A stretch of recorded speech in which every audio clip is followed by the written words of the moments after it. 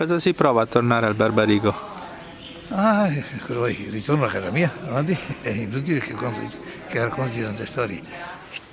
La Divina Commedia è una meravigliosa struttura in cui Dante parte dalla selva, entra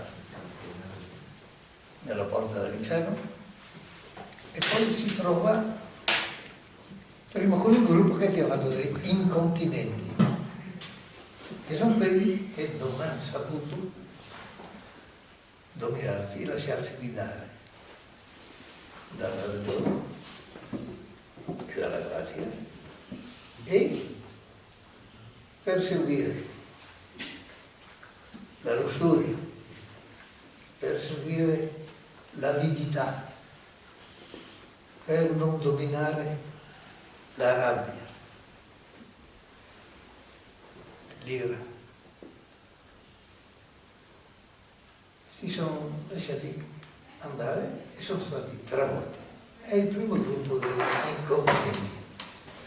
A questo gruppo, sapete, in un certo momento si arriva agli eretici veri e propri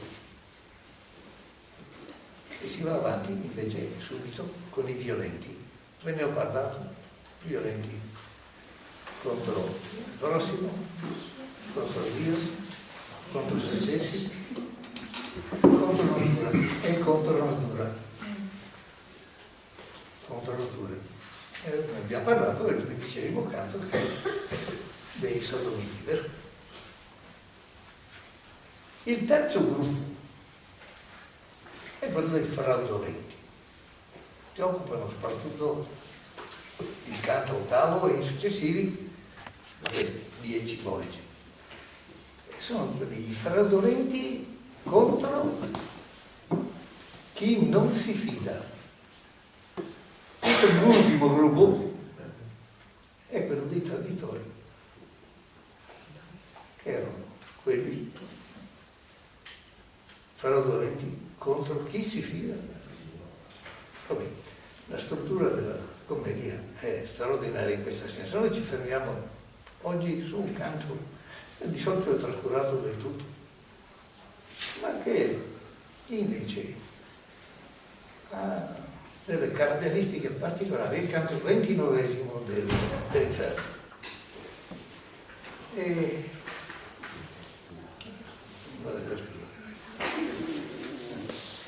Il canto 29° dell'Inferno, che in genere è trascurato dalla maggior parte, non è uno di quelli su cui si precipita l'interesse per qualche personalità, qualcuno di affascinante anche come esemplare umano. No. Questo canto sembrerebbe un canto, in realtà è un'operazione, Dante fa un'operazione simile a quella che fa dopo i violenti. Dopo i violenti, non so se avete pratica, ma ve lo ricordo così e vi permetto senza mancare di rispetto a nessuno di voi. C'è una specie di intermezzo che riguarda, che viene chiamato quello della comicità dei demoni, dal canto 18 al canto 22. Ecco, direi che dopo di aver parlato dei violenti e dei problemi che hanno terribili e delle sofferenze atroci, Dante inventa questo mondo dei demoni che si divertono, quei dannati e li tormentano, ma la chiamano addirittura la comicità dantesca, che è irresistibile. Casomai ci torneremo un altro anno, ma adesso lo lasciamo stare. Direi che fa da pausa prima del gruppo enorme dei fraudolenti. Ecco. E direi che anche il canto 29 dopo tutto è una piccola pausa dopo i canti tremendi che ci sono prima e che pretendono, e quelli che seguono soprattutto, i traditori, il mondo dei traditori. Cominciamo a leggere ora, che allora diventerà più evidente quello che vi ho brevemente anticipato.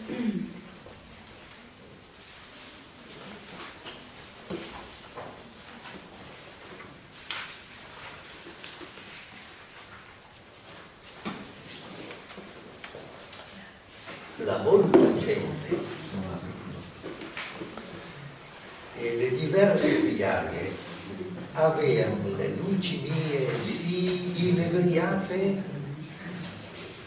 che dello stare a piangere era vano. Ma Virgilio mi disse: che vuoi fare? Perché la vista tua pur si soffolge laggiù tra l'ombre triste smozzicate? Tu non hai fatto sì all'altre volge.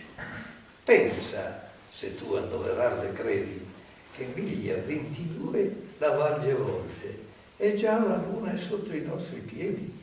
Lo tempo è poco ormai che ne è concesso e altro è da veder che tu non vedi. Se tu avessi, risposi io appresso, atteso alla cagion per chi io guardava, forse m'avresti ancora lo star dimesso. Comincio dall'inizio. La molta gente e le diverse piaghe avevano così inebriate, ne erano talmente entrate dentro che non riusciva a non piangere, aveva voglia di piangere per sfogarsi lui. Le scene che aveva visto l'avevano turbato profondamente. Ma non aveva mai detto un termine così intenso, inebriate. Aveva inebriate i miei occhi, creato un'ebbrezza dentro gli occhi. Ma Virgilio mi disse: perché continui a guardare? Quel pure dire proprio continui. Perché continui a guardare? Perché la vista tua pur si soffolge laggiù tra l'ombre tristi smorzicate? Perché la tua vista si soffoglia, si immerge laggiù tra le ombre tristi smorzicate? Sono esseri maltrattati, ridotti a pezzi. Vi ricordate la scena di Bertrand di Born, decapitato, che si tiene se stesso per i capelli e mostra scene orripilanti, ecco, spaventose. Ecco, e c'è un ambiente che è fetido. Di questi giorni si ricorda quello che avvenne dopo Caporetto. Sapete cosa dicono i ricordi dei soldati? L'odore insopportabile dei morti in putrefazione. L'odore insopportabile.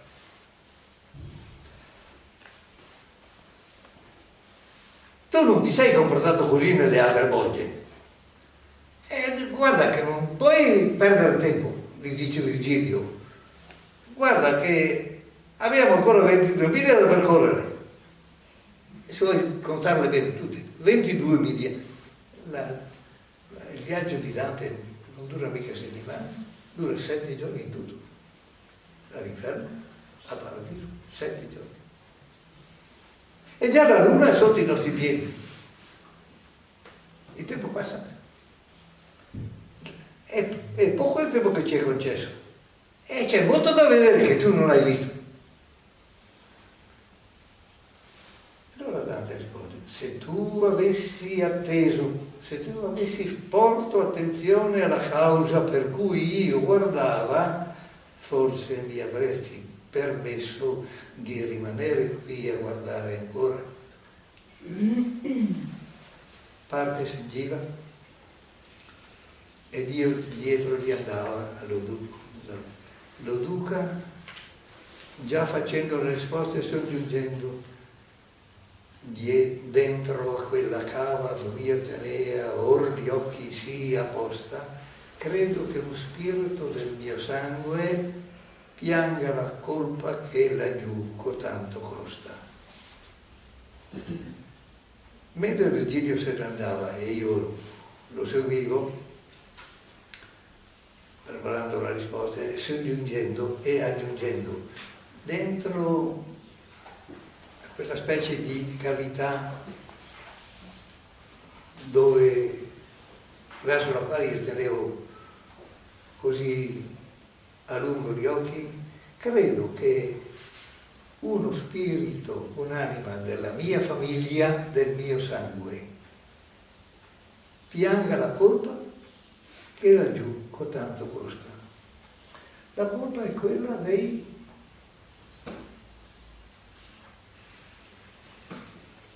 quelli che hanno la mania di dividersi, di dividere i seminatori di odio e di scismi, quelli che nella società pare che non solo vedono tutto male, ma vedono tutti nemici, o solo la propria fazione e gli altri, che è la situazione dell'Italia in questo momento, tanto per dircela sottovoce, in cui la divisione anche politica è tale da vedere nemici e sentire quasi il dovere di contrastare. Terribile.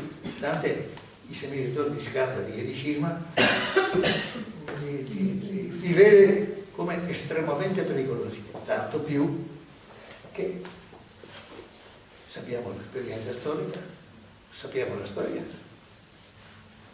L'Italia era tutta divisa, lo sappiamo. Prima tra Guelfi e Ghibellini e Firenze. Guelfi sì, ma bianchi e neri, e lotta all'interno, e così in ogni città. Quindi tutta divisa da odio di parte. Ma c'è anche chi ha il gusto di suscitare l'odio, gusto terribile, e quindi di far vedere nemici e di trattare proprio da nemici meritevoli, come è scritto sui giornali qualche giorno fa, di usare le armi e di ammazzare. Cose spaventose, cose spaventose. Se non si... Qui in Italia non anni fa, all'inizio di questa settimana. Beh, quest'odio di parte, Dante lo vedeva. Chi era sto tale? Quest'anima che Dante aveva visto? Era Geri del Bello, che era fratello di suo padre, figlio del Bello. Era un Alighieri che era stato ammazzato, avendo suscitato tanto odio, aveva avuto tanti nemici ed era stato ammazzato. Ed era finito nella bolla di questi seminatori di scandalo di scisma. E guarda Dante, lo guarda e riguarda. E Dante rimane colpito perché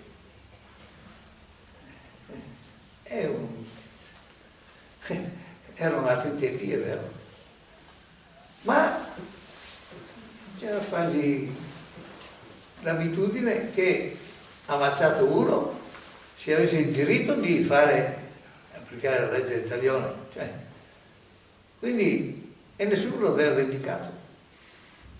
E quindi questo tale si fa vedere perché lui vorrebbe che qualcuno della sua stirpe vendicasse la sua uccisione. Capirete?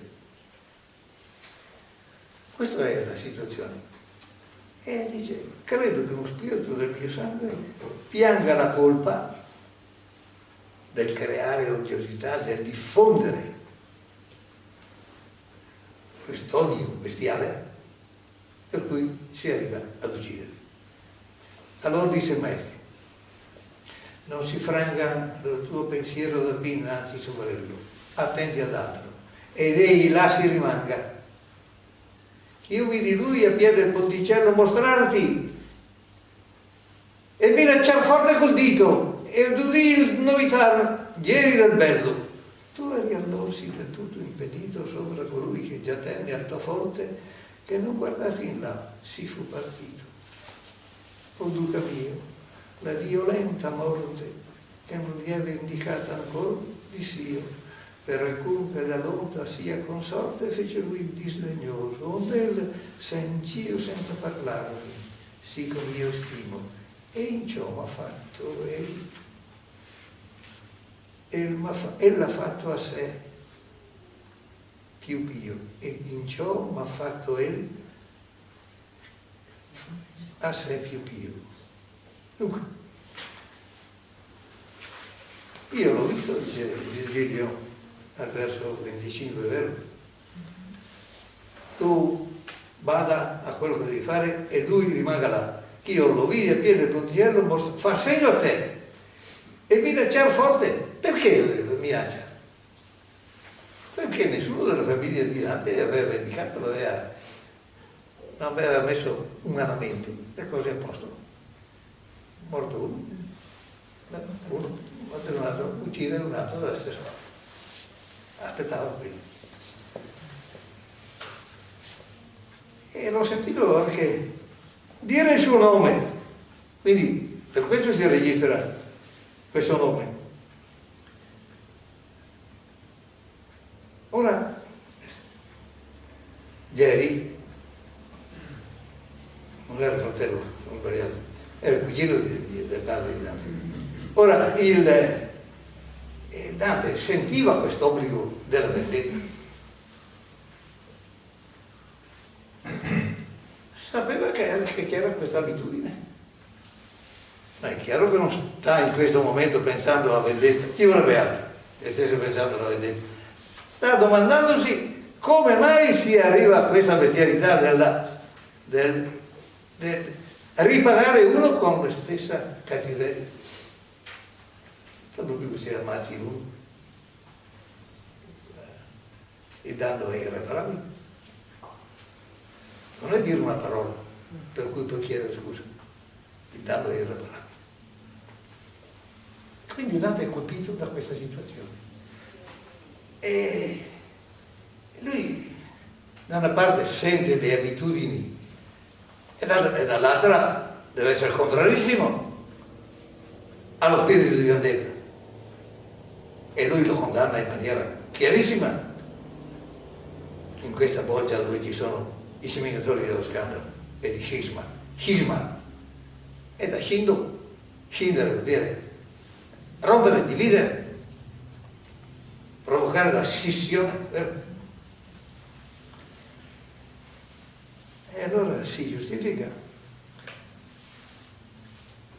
Tu eri allora sì del tutto impedito sopra colui che già tenne altaforte. Tu eri ancora incantato, impedito, eri tutto dominato dalla scena di Bertrand di Born, quello della testa che avevo nominato prima. Tu eri ancora tutto, era una scena incredibile, mai vista. Io ho accennato, mi pare, non so se la volta scorsa o altre volte, che Doré ha fatto un'immagine straordinaria nelle sue illustrazioni di Dante. Se avete le illustrazioni del Doré, date un'occhiata alle illustrazioni di questo episodio di Bertrand di Born, che è impressionante, questa scena di Stoccolma, tutto chiaro, di una luce strana nella tenebra che lo circonda e che tiene sta testa che guarda, la testa viva, vero? È una delle scene più orripilanti. E tu eri incantato che non guardasti in là, non sei accorto del tuo parente. E quindi a lui allora. O duca mio, la violenta morte che non riesce vendicata ancora di Dio da parte di alcuno che sia consorte della vergogna. La vergogna sarebbe di aver lasciato uccidere un parente senza vendicarsi. Vedete che termini adopera. Questo fatto che non sia stata vendicata la sua morte fece lui disdegnoso, onde se in giro senza parlarmi. Per questo lui è andato via arrabbiato con me, a quanto stimo, e mi ha reso più pietoso verso di lui. Mi ha fatto pena, mi ha reso più pio nei suoi riguardi. È strano, non è che abbia compassione, ma insomma lui patisce l'ingiustizia di non essere stato vendicato. Voi che pensate? Sono cose che sono però cause delle terribili lotte che continuarono per decine e decine di anni nelle famiglie. Si odiarono a volte per tempi lunghissimi, perché volevano fare la vendetta e si sentivano obbligati alla vendetta. Così parlammo ogni fino al loco primo, che dello scoglio l'altra valle mostra se più lui vi fosse tutto a Dio. Quando noi fummo sull'ultima chiostra di Malavoglie, sì che i suoi conversi potean parere alla veduta nostra, lamenti saettaron me diversi che di pietà ferrati avean gli strali, ond'io gli orecchi con le man copersi, qual dolor forse dagli spedali di Valdichiana tra il luglio e settembre o di Maremma di Sardegna i mali fossero in una fossa tutti insembre, tal era ivi quivi e tal puzzo l'uscia qual suol venir dalle marcite membra. Dunque, quando sono fuori dall'ultima chiostra di Malavoglie, così che i suoi conversi, questo termine sembra accennare a qualcosa di religioso, i conversi di una congregazione sarebbero quelli non proprio della congregazione, ma aiutanti, diciamo così, vero? Potevano essere visibili alla nostra vista, lamenti saettarono qui in questa serie di passi in questi versi, in quelli successivi, c'è un esercizio tale di Dante come pittore e, se si può dire, di persona che vuole suscitare emozione anche di sensazioni, emozioni di altri sensi. Qui per esempio l'olfatto, l'odore impossibile.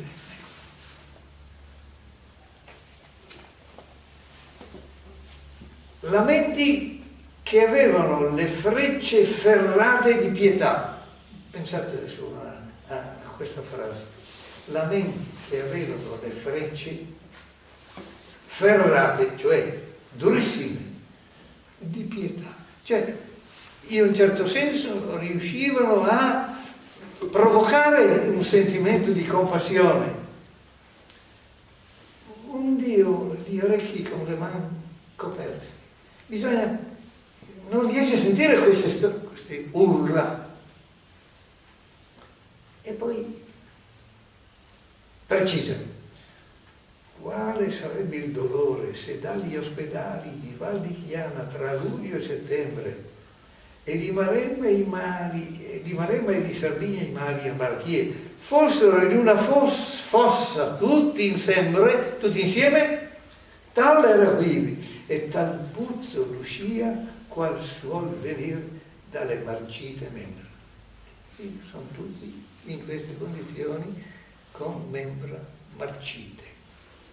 Noi discendemmo in sull'ultima riva del lungo scoglio pur da man sinistra, e allora fu la mia vista più viva verlo fondo, là ove la ministra dell'alto sire infallibil giustizia punisce il falsador che qui registra. Là, dunque, vede tutta la zona dove ci sono i falsari, 4 gruppi di falsari di metalli,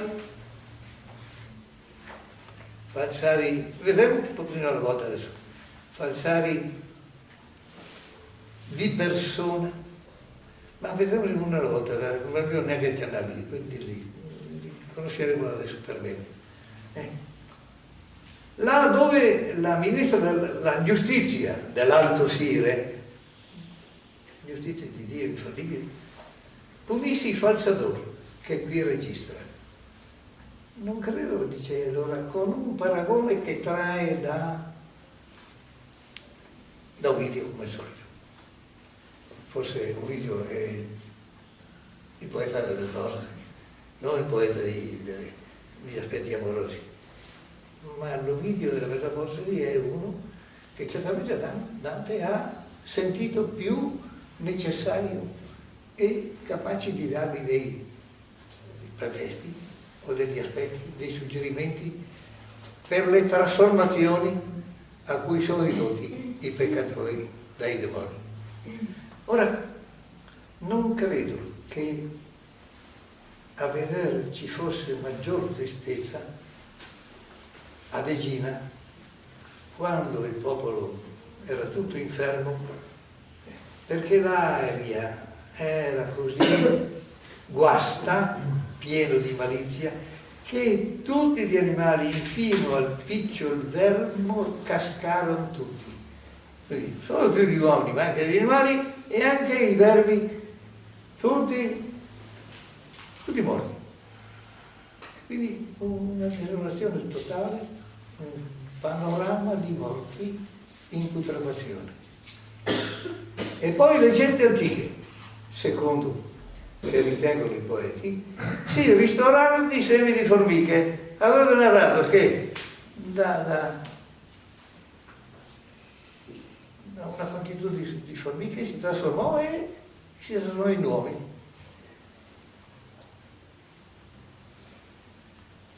E dice, ma adesso nei versi successivi, che era a vedere per quella oscura valle languire gli spiriti per diverse biche. La scena era simile a quella che si poteva vedere in quella oscura valle della Voggia, languire gli esseri che vivono la seconda vita all'inferno a mucchi diversi. E vediamo come li dipinge. Qual sopra il ventre, buttato sul ventre di un altro, e qual sopra le spalle l'un dell'altro giacea, distesi per terra. Non so se avete visto le foto questi giorni, che sono venute da loro per mostrare i migranti in Libia. Non so se l'avete vista sui giornali. Direi che è molto simile. Così, proprio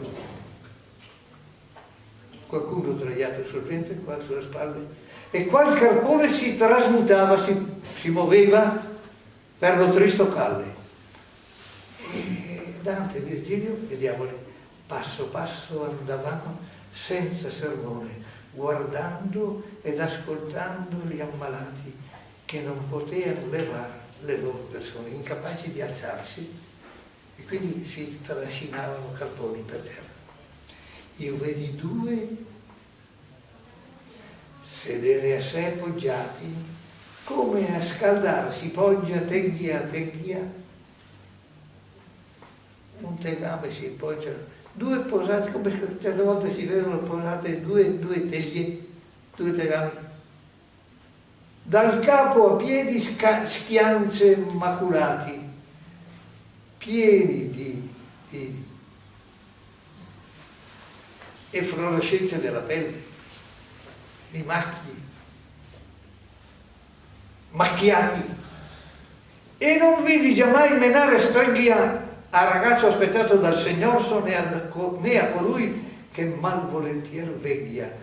Avevano delle croste tali che, e non vidi giammai che un ragazzo che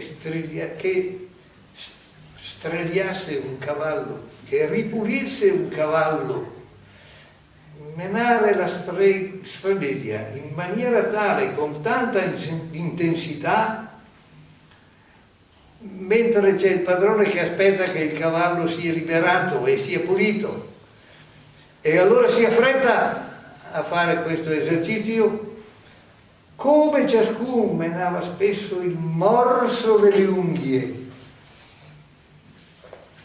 sopra la rabbia del pizzico che non ha più soccorso, e lì si traea giù l'unghie, la scabbia, si levavano via questa scabbia che avevano addosso. Io non scusa per gli altri se ma questo è un testo studiato, capisco che non c'è niente da divertirsi, è la rappresentazione così veristica che come coltel di scardova di scaglie o d'altro pesce che più larghe l'abbia, come uno si mette a levare le scaglie, come uno adopera il coltello per levare le scaglie di un pesce, e così con l'unghie si strappavano queste scaglie del loro corpo, di una scardova o di un pesce che le abbia più larghe. E lui che si rivolge, Virgilio che si rivolge e dice: o tu che con le dita, latino e tra costoro, che sono qui in centro, se l'unghia ti basti eternamente a codesto lavoro. Dunque, o tu che ti rompi la maglia della pelle, ti dismagli, come se fosse una maglia, la maglia di un'armatura, e ti dismagli, ecco così. Cominciò Duca mio, e che ti servi delle tue unghie come se fossero tanaglie, dice. Dici se qualche italiano è tra costoro, che sono qui dentro, e possa l'unghia bastarti e che non si consumi. Che ti auguro, che è un augurio questo, che l'unghia tua continui a durarti perché tu possa continuare a strapparti queste scaglie della tua pelle. Ho detto che è una scena che ha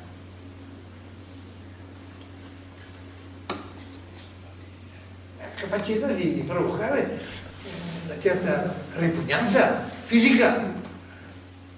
Spero che raramente ci arrivi, perché ci sono delle situazioni anche ridicole ricordo Alessio Interminei da Lucca, ecco, se qualcuno viene in mente, ecco, no?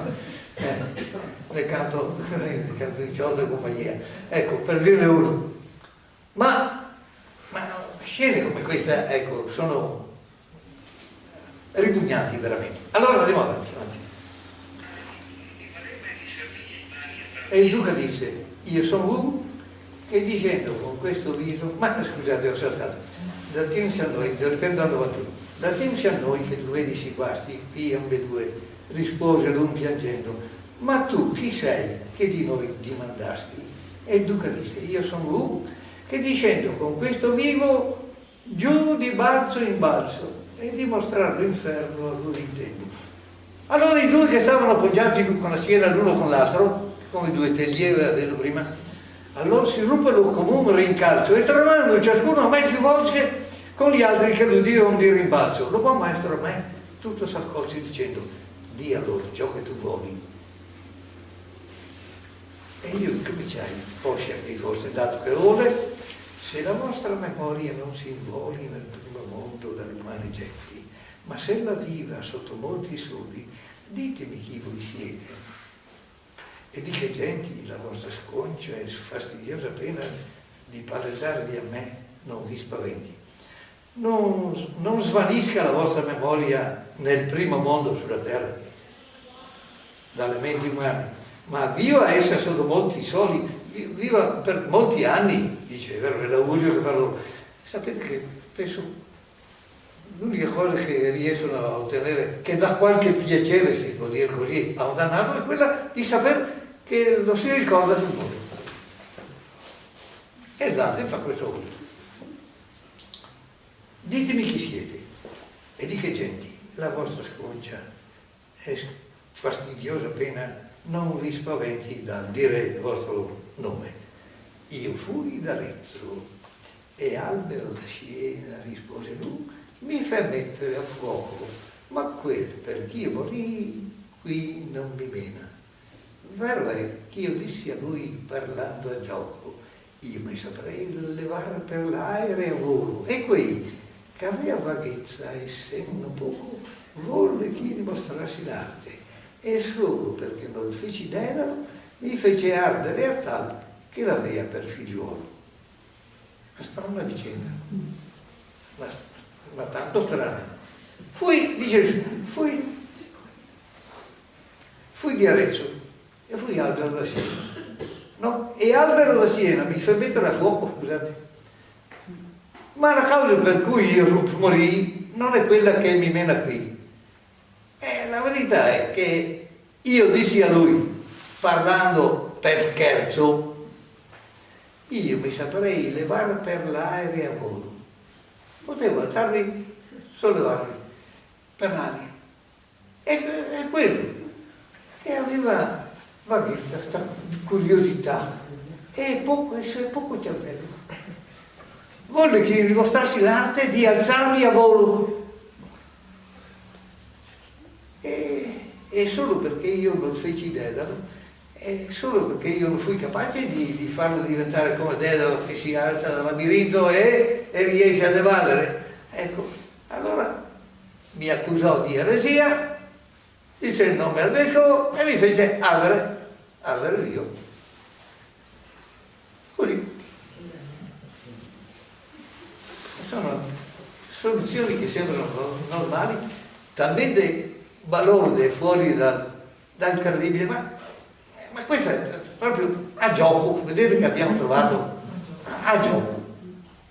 Quindi la causa è proprio questa, un pretesto.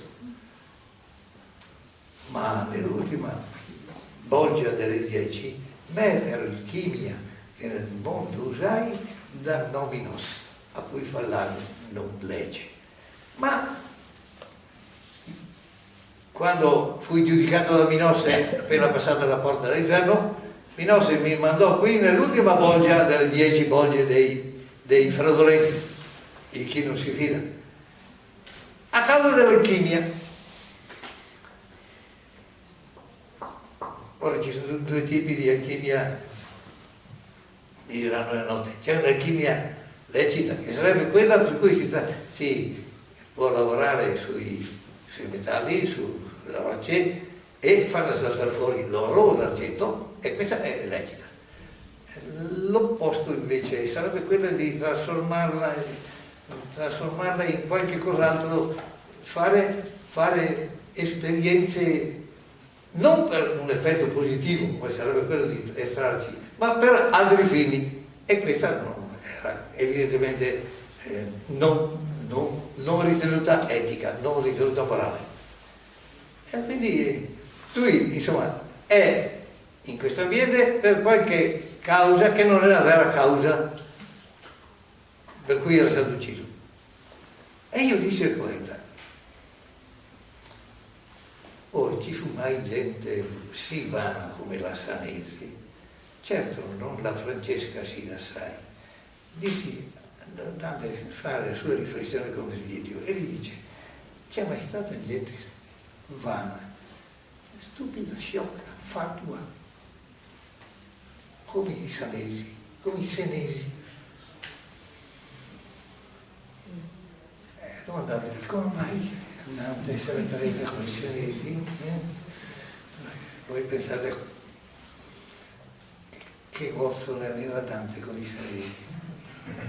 Pensate a Montaperti, Siena era la capitale dei Ghibellini in Toscana. Evidentemente ne aveva un gozzo. E Montaperti era la più terribile sconfitta che i fiorentini avessero mai avuto.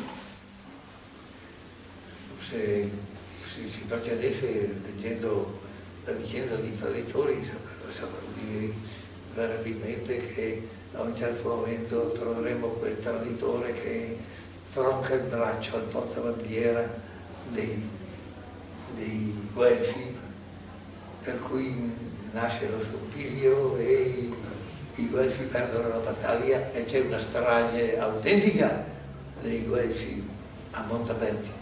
Bene, però questi senesi, come mai sono così superficiali e banali? Neanche i francesi sono così, dice. Neanche i francesi sono appunto in due versi giudizi terribili, uno sui senesi e l'altro sui francesi. È vero che noi abbiamo letto l'anno scorso, ma anche, se vi ricorderete, quello che Dante dice nel Purgatorio sulla casa di Francia, ecco, ne dice talmente tante, vero? Dante aveva in mente la sua concezione, la Chiesa e l'impero. Cos'era la Francia? Qualcuno che disturbava questo del tutto il grande progetto, e lui trovava insopportabile questo fatto. Ma anche i francesi, lo spirito dei francesi, lo spirito superficiale, lo sente. È stranissimo che lo dica in maniera così aperta. Per cui l'altro lebbroso che mi intese rispose al detto mio: trai menestricca che seppe far le temperate spese, tirane via stricca. È un senese di importanza grande, era una persona di grande autorità e prestigio, questo stricca, che seppe fare le temperate spese, che seppe fare le spese più pazze, da morire, non temperate, proprio l'opposto, è ironico, è ironia in questo. Chi si aspetta l'ironia dopo tutte quelle scene di orrendo macello così? Tira fuori stoica, fece le spese temperate, ma non ha finito di dirne. E Niccolò, che la costuma ricca del garofano prima di scoverse, è un altro di senesi che ha inventato l'uso dei chiodi di garofano nei cibi. Ecco, l'ha inventata lui, quel costume ricco, perché allora i chiodi di garofano venivano dall'Oriente, e nell'orto, la scoperta nell'orto dove tal seme si appicca, dove si sviluppa, e traine la brigata era una brigata godereccia e spendereccia. E fa venire in mente un pochino di tutto, ecco. E Monte dei Paschi che ho sotto oggi.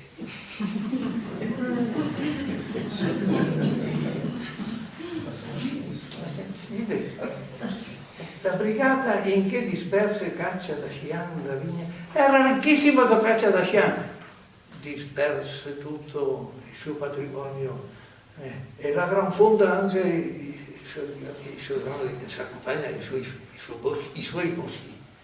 E l'abbagliato suo senno proferse, e l'altro che fa spese inconsiderate e folli, per cui ne andò di mezzo anche, vero? Con quel Monte dei Paschi. Anche l'Antoniana del Valo. Tanto per andare distante, ecco, vero? Ma Dante sta scherzando? Dante sta scherzando e dice: quei matti là che hanno buttato via i patrimoni. Proprio se la piglia con gente che ha buttato via dei patrimoni. Insomma, non è che stia parlando, io ho minato per caso una banca, perché una banca pure spero di non aver offeso nessuno. carro prendendo le mie debite, scusi, va bene? Ma perché sappi, chi si disseconda contro i serventi? Aguzzo per me l'occhio, sì che la faccia mia ben ti risponda, sì vedrai che io sono l'ombra di Capocchio, che falsai i metalli con alchimia e te devi ricordare se venta d'occhio che io fui di natura buona scimmia. Ah, anche c'è lo scambio di persona, il falsario di persona, cioè attribuirsi un'altra personalità e presentarsi come un'altra persona per ingannare. Quindi non solo chi cambia il metallo e trasforma ad opera, perché i falsari adesso nel caso normale parlando di falsari, quello che voglio farvi vedere aggiunti alla farò, farò qualche codicillo su queste materie. I falsari, soprattutto falsari di monete, ecco, è il caso più grave e più generale, è qualcosa di intollerabile. Perché?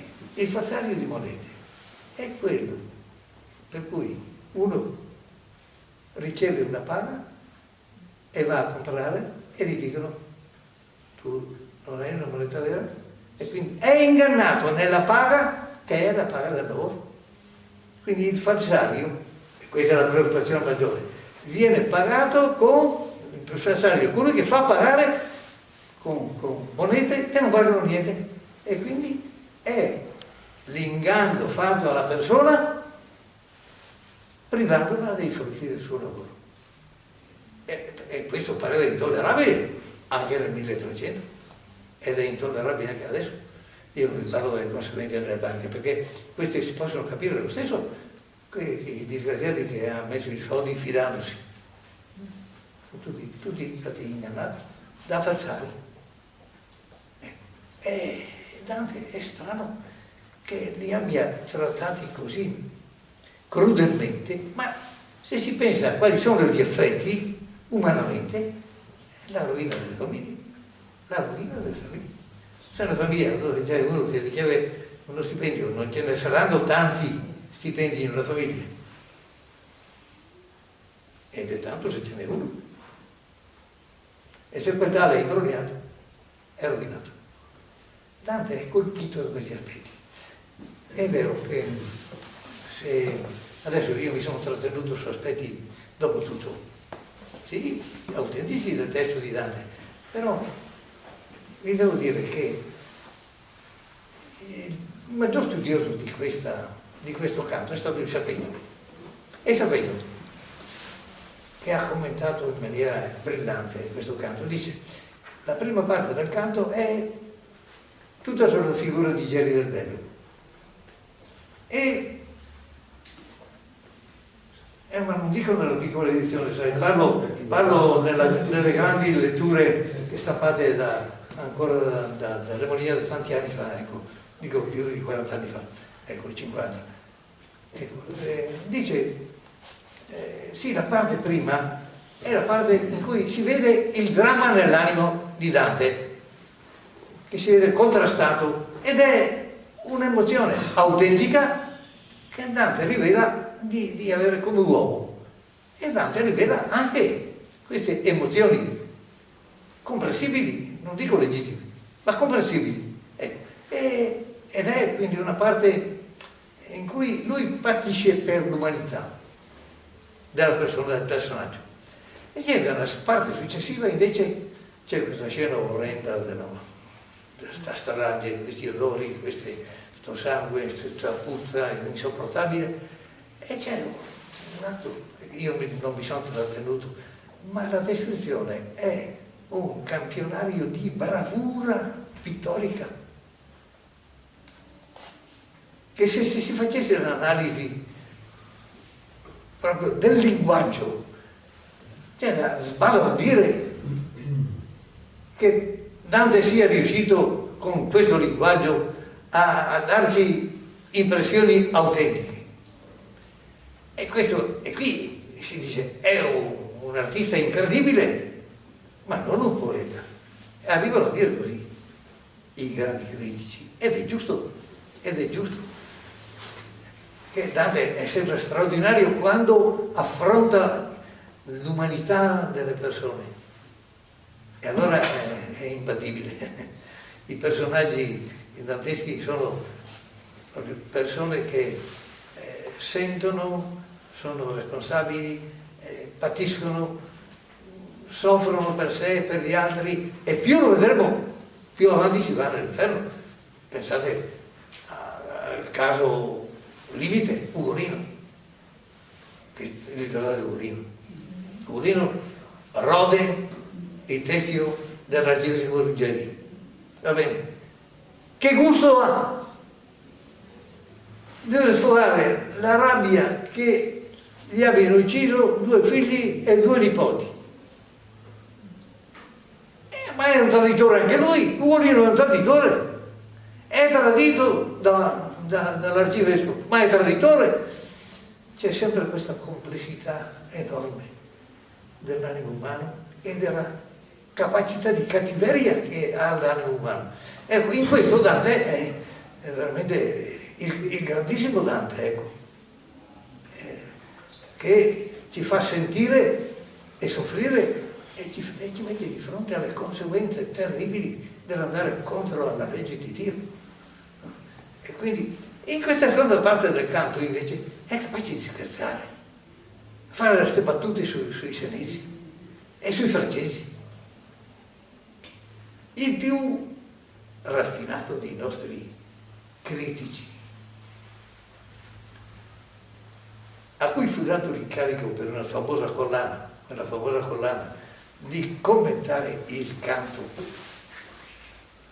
trentesimo, si mise a parlare del canto trentesimo, ma non fu capace di tirar dritto, e si prese i personaggi e le situazioni del finale del canto 29, dico Gianfranco Rossini, vi dico il nome di questo studioso, che in pagine elaboratissime e profonde è arrivato a dire: ma guarda come ha fatto quest'uomo ad affrontare nel canto precedente a quello che lui dovrebbe commentare, a commentare certe finezze e certe banalità di gente che mandò in malora, rovinò se stessa e rovinò un sacco di altri. La superficialità. E vi ripeto, viene in mente purtroppo Montepaschi di Siena. Quanti ne ha rovinati? Quanti ne ha rovinati? Proprio, cioè, queste situazioni qua. Insomma, non è che lui sapesse che avrebbero fatto questa follia. E come la risolvevano? Forse lo sapete voi, con qualche suicidio, vero? Insomma, per risolvere i problemi, ecco, in certe situazioni, chi aveva determinate responsabilità in una banca, casca giù dalla torre, le famose torri di Piazza Salimbeni, ecco. Vabbè, questo l'ho accennato così sottovoce, ma lasciamo stare. Siamo con Dante. Io mi ero anche scritto degli appunti e vedrò se posso farne uso. Vedete, questo tono canzonatorio, le battute scherzose, ironiche, antifrastiche, si dice proprio, quando cioè si dice il contrario di quello che si vuol dire, si prende in giro. Ecco. Lo stile comico realistico, che è proprio quello dei canti dal 18 al 22, 23 dell'inferno, sono prove di bravura che trovano nella situazione determinata dai falsari di metalli, falsari di persona, come io fui di natura buona simia. La simia è quella che rappresenta quel che altro. Un falsario dice che è stato buona simia di persona. Ora, questo è quel personaggio di Capocchio che salta fuori subito, ma anche il linguaggio, le schianze, le rime, stregghia, vecchia, tecchia, che abbiamo trovato. Sono rime rarissime nella Divina Commedia. È vero, Dante sa adattarle. Viene in mente una rima che troveremo, che forse ricorderete. C'è la parola sconcia, che fa rima con non c'ha, non ci apostrofo a. Come è arrivato a pensare a una rima di questo genere? Sto poeta che è capace di inventare quello che nessuno si sogna. Questo è Dante, ecco, dico, ma non c'è da stupirsi, non c'è da stupirsi. Io non voglio neanche abusare della vostra pazienza.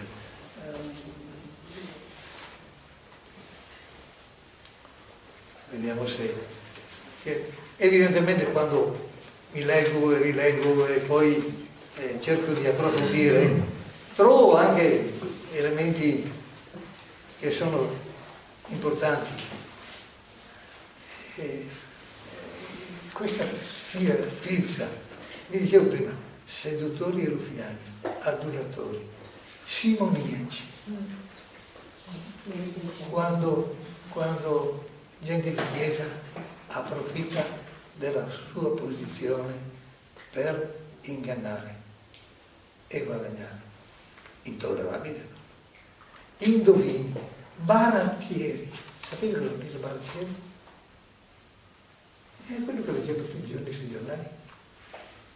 E cioè approfittare del posto che si ha in enti, soprattutto in enti pubblici, per tangenti. C'è tutta gente che rovina le famiglie e che rovina la società. Questi Dante li affronta uno alla volta tutti quanti. Gli ipocriti, pensate che cosa significa ipocriti? Non possiamo dire ladri, almeno quelli professano il mestiere che fanno, ecco, è evidente, ecco. I cattivi, i falsi consiglieri. E pensate che tra i falsi consiglieri c'è quel meraviglioso episodio di Ulisse. Ulisse è un falso consigliere, no? Che suggerisce come i greci possono ingannare i troiani, quindi lui lo mette assieme a Diomede, tra i falsi consiglieri. Ecco, questa decina di... Ecco, e poi io ho detto i seminatori di Scandalo di Cima e infine i falsari. 10, ma in realtà nel mondo di questi fraudolenti c'è una parte così grande dell'umanità che trova solo una situazione peggiore degli animi, peggiore di loro, solo nell'ultima parte dell'inferno. I traditi e traditori in chi si fida? Perché questi sono tutta gente che non si fida, tradisce chi non si fida, ma quelli che sono gli ultimi sono quelli che tradiscono chi si fida, traditori di parenti, traditori di Cristo, traditori della patria. Pensate di tutto. Vabbè, scusate, ho abusato della vostra pazienza, ma vi domando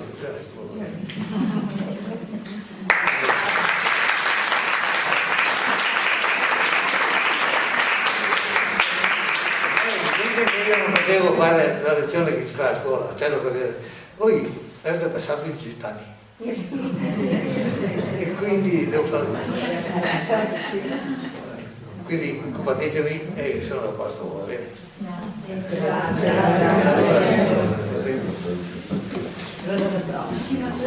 E se